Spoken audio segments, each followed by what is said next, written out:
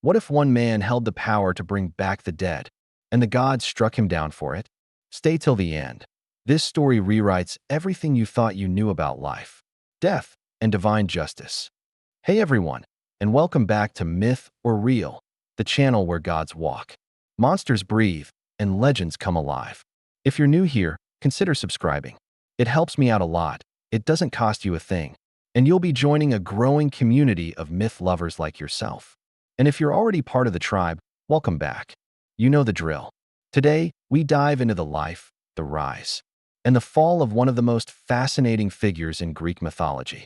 Not a warrior, not a king, not a god of war, but a healer, a mortal who became a god, a man who tried to heal the ultimate disease, death itself. Let's talk about Asclepius. Asclepius wasn't born in Olympus, nor was he a child of mortals alone. His mother, Coronis, was a mortal woman of great beauty. But his father? None other than Apollo, god of the sun, prophecy, music, and healing. But from the moment of his birth, fate had a cruel twist waiting. Coronis, pregnant with Asclepius, had taken a mortal lover, Ischys, angering Apollo. In a rage, he struck her down, or, in some versions, Artemis, Apollo's sister, did the deed. But just as her body lay lifeless on the funeral pyre, Apollo, remorseful and panicked, ripped the unborn child from her womb. That child was Asclepius, raised by the centaur Chiron, teacher of heroes and demigods. Asclepius was tutored in medicine, herbs, anatomy, and even mystical arts. But unlike others who simply learned, Asclepius listened. He understood pain. He understood loss. And most of all, he wanted to undo it. Asclepius became more than a doctor. He was a miracle worker. People whispered of his hands, that he could heal wounds no other could touch, that he could cure blindness, paralysis, plague. And then, the whispers grew darker. Some said he could raise the dead. The gods began to notice. You see, healing was fine. But cheating death? That was forbidden. That was unnatural. Hades, god of the underworld, was furious. With Asclepius stealing souls back from death, the balance of the world was tipping. People were meant to die. They were meant to pass on. And Zeus?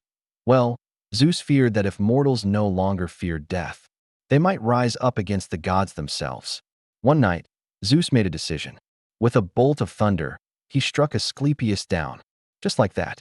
A healer silenced by the very king of the gods. Apollo was devastated. His son, murdered.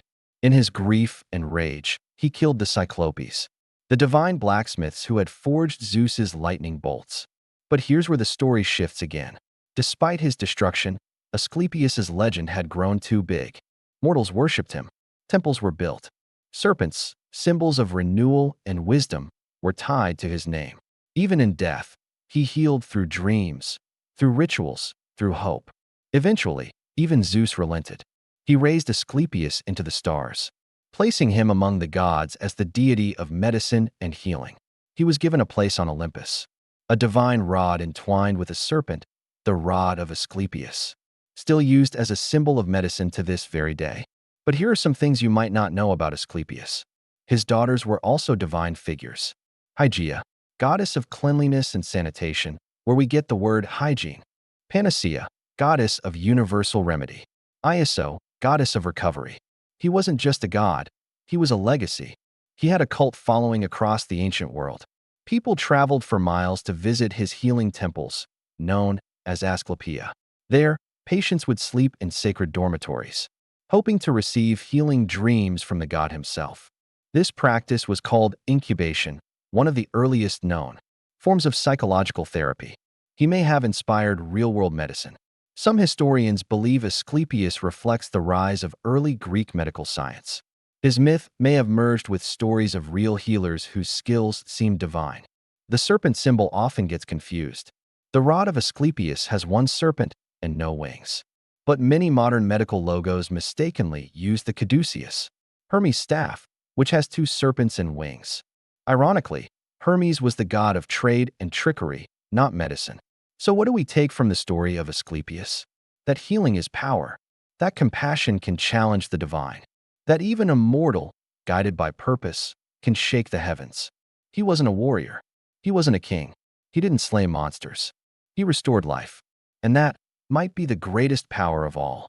If you enjoyed this story, give it a like and hit that subscribe button. It helps me out more than you know, and it's totally free.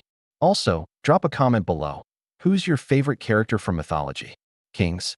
Warriors? Demons? Angels? Maybe a creature no one's heard of? And hey, if you want to see more hidden myths, ancient truths, and legends brought to life, stay tuned. This is Myth or Real, and the stories have only just begun. Until next time, stay curious.